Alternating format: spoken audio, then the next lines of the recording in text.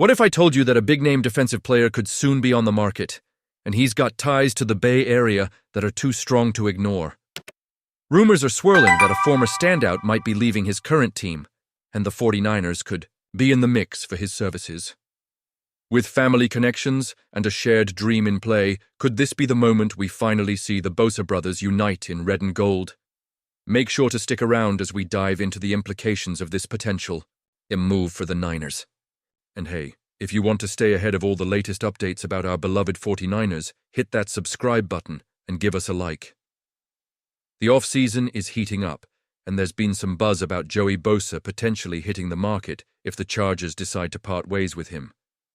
Jason LaCanfora of the Washington Post has hinted that this might actually happen, and there's even been some social media chatter from his mother, showcasing the Bosa brothers in 49ers gear. Sure, it's a heartwarming image, and we all know how much they want to play together.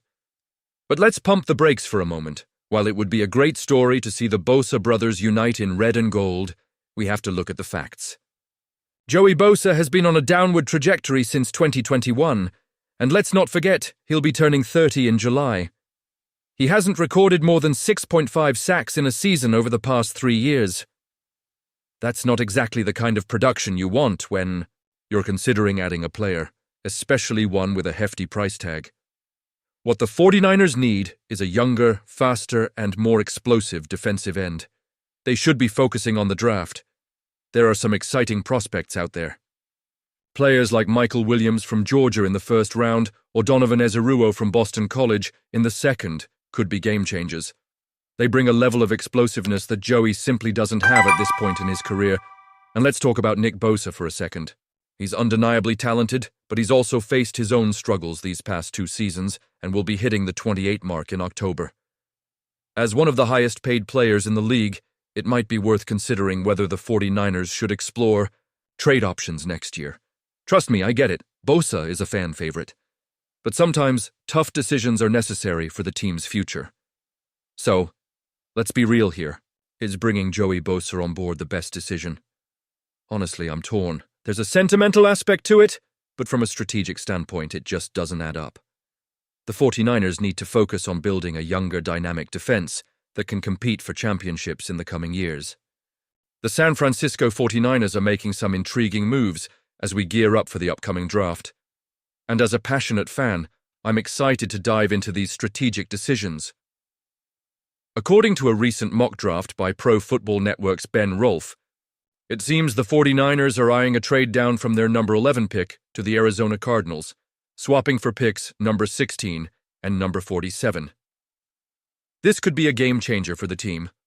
Rolfe anticipates that with that new first-round pick, the 49ers will select offensive tackle Armand Membou from Missouri. Now this is a solid move. Membou has shown a rare combination of strength and technique, boasting an impressive offensive grade of 90.4 from Pro Football Focus in 2024. He's versatile and has the potential to step in as a starter sooner rather than later. With Trent Williams nearing the end of his career and Colton McKivitz set to hit free agency after 2025, drafting Membou could provide crucial depth and security for our offensive line. But that's not all. Rolfe projects that with the 43rd overall pick, the 49ers will address the defensive side by selecting Alabama linebacker Jihad Campbell. Given the concerns over Devondre Campbell's performance and Dre Greenlaw's impending free agency, this choice makes perfect sense. Learning alongside Fred Warner could elevate Campbell's game, especially as he brings versatility to the field. He's not just a conventional linebacker, he can rush the passer too. Then, with the newly acquired 47th pick, it's projected that the 49ers will grab cornerback Trey Amos from Ole Miss. With Charvarius Ward and Nick McLeod potentially hitting free agency, finding a solid cornerback is essential.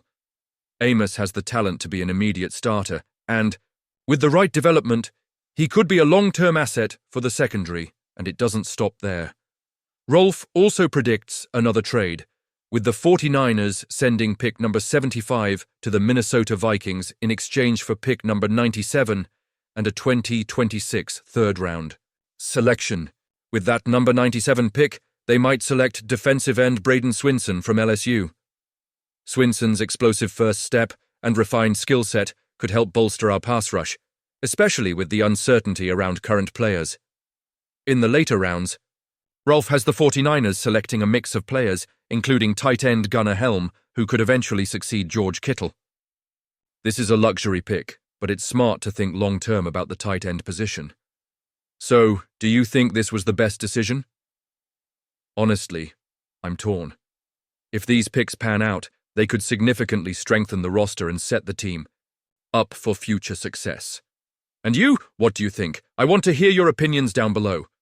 Let's discuss how these moves might shape our chances in the coming seasons. Don't forget to like, share, and subscribe to stay updated on all things 49ers. Activate the notification bell to get all the latest updates. Let's keep the 49ers spirit alive together.